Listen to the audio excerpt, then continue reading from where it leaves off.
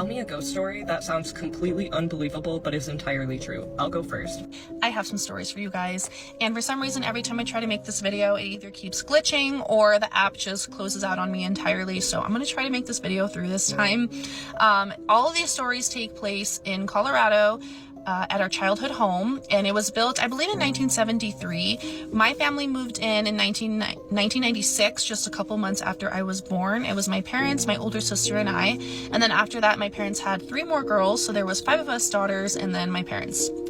And I never really experienced anything up until I was around 11 years old, which brings me to my very first encounter with anything paranormal.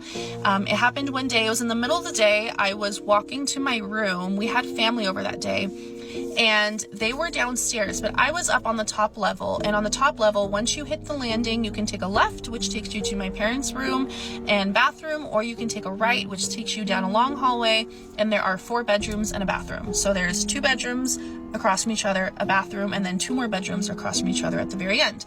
My bedroom was at the very end of the hallway to the left. So I was walking to my room, and I remember turning to the left and looking directly in my room where I see my bed, which is pushed up against the wall underneath the window. As I look in, I see a little girl standing by my bed. She had long, dark, straight hair, and she had like a white dress or a nightgown kind of looking outfit on.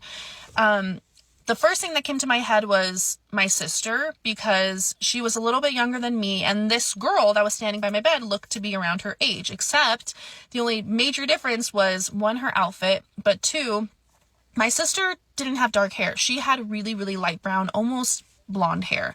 But the only logical explanation in my head was that was my sister.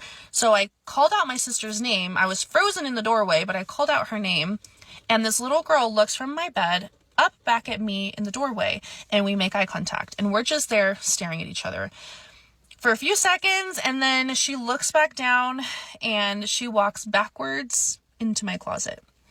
So for some reason I thought, okay, let me walk into my room, and I go over to the closet, which is shut. Both the doors are closed, and I'm just staring, I guess, to see if there was someone there, or I don't know. And then it dawned on me, like, why the hell am I standing here? Let me book it out of my room.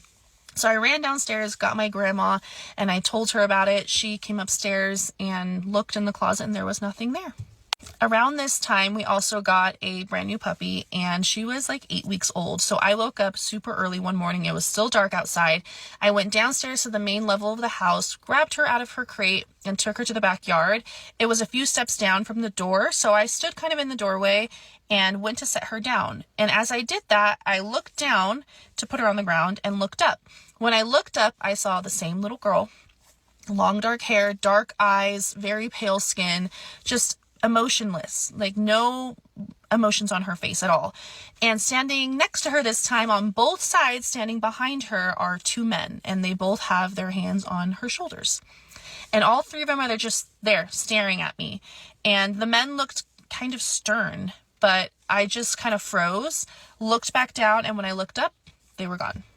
I have some other experiences that I went through while I lived at that house, but I'm going to keep that for another video, because honestly, sharing it makes me feel like a crazy person. So maybe in another video, but not this one.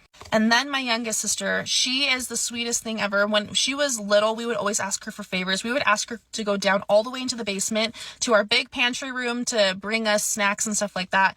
And she would always do it. But one day we were asking her to go do us a favor and get us snacks, and she said no, she wouldn't go. She wanted someone to go with her. Well, she ended up opening up to us and telling us why after a few tries of asking her to go down there alone, because it defeated the purpose if we had to go with her. She ended up telling us, and it sounds kind of funny, but she was so young and it just really scared her. But explaining it sounds kind of silly, but it was really scary. So she said that she had gone down to the basement one day, and she said there were a bunch of people down there, and the way that she described them, they sounded like they were from a long time ago, the way that they were dressed and the way that they were, like the way that they looked. So she said when she hit the bottom of the basement, she saw all these people, and they were like dancing, but they were dressed like in old outfits. And when she hit the bottom of the floor, they all stopped what they were doing and just turned and looked at her. And she said as she walked by, they all just stared at her as she walked on. So that kind of explains why she didn't want to go down there anymore. And she really wouldn't. She was so scared. Another time when she was really little, around 3 or 4, she was in her room. She was supposed to be sleeping, and I just keep hearing her laughing. I'm like, what is she laughing at? I walk out of my room. We're all supposed to be asleep. I see my older sister, whose room was across from hers, and we meet up and we're like, what are you laughing at? She will not stop laughing, and she points to the corner and she says, that man, the man, he's funny. My sister and I look at each other and we're like, oh, hell no. So we tell her, go to sleep. And we go back to our rooms. And it was just so creepy hearing her talk about a man that we could not even see. So now moving on to my older sister, she had some experiences of seeing this little girl. There was a time where she woke up when she was sleeping in the family room, which was, if you go to the main level, if you go down the stairs, there's like a half basement where it's like above ground, but also halfway below ground. And then if you go down another flight of stairs, you're in the actual basement. Well, she was in like the half basement on the couch, and she woke up in the middle of the night and happened to look over to the staircase that went upstairs, and over the railing, she saw the same little girl that I saw, just leaning over with her long dark hair and white dress, just staring at her while my sister was sleeping. She ended up rolling over and falling back asleep. Another experience that my older sister had was one night she was sleeping in her room, and she had one wall with a window on it and another wall with the door, and also she had some decorations, including some wooden letters that spelled out her name. And during the night that she was sleeping, she woke up because she heard a bunch of noise, just noise, and I think she was too scared to check it out. So the next morning when she woke up, she realized that the desk under the window, which had a bunch of papers and stuff on it, everything was off the desk and flew all over the room. The wooden letters that were on the opposite wall flew across the room and were on the floor, and her window wasn't open, but even if it was, I don't know how those blocks would have flown towards the window.